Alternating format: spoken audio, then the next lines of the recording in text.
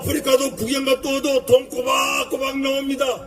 이런 선관위는 해체해야 될 줄로 믿습니다. 부정선거가 있다는 의구심이 그렇게 많이 제기되었습니다. 전부 다 묵살하고 이거는 대한민국의 국가기관이 절대로 아닙니다.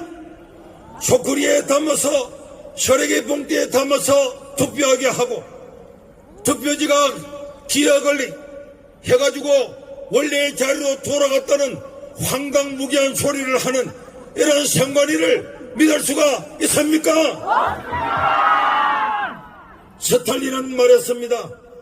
투표하는 자가 아무리 해봐야 표를 세는 자의 손에 달려있다. 오늘 우리나라의 투표는 누가 투표하든지 간에 정말로 표를 세는 자의 손에 있다는 것을 의심할 수밖에 없는 이런 나라가 되었습니다.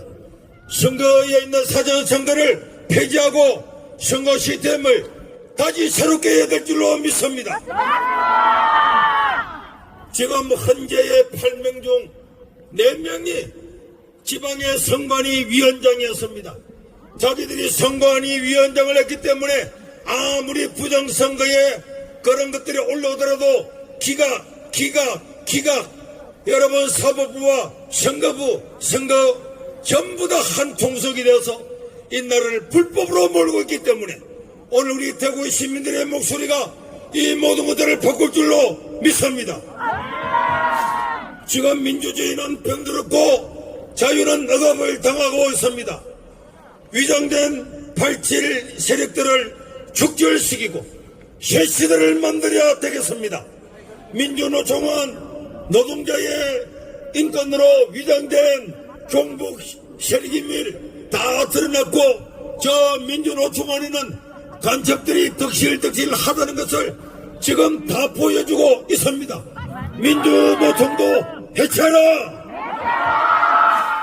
우리나라의 정교조는 학생들의 인권과 참교육을 시킨다는 위장된 종북 세력입니다.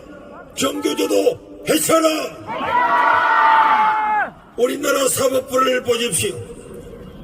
이재용 삼성 회장을 9년 동안 수사하고 5년 동안 기소하고 2번을 구속하고 185번을 재판장에 불러내고 이렇게 하면은 이 나라가 되겠습니까?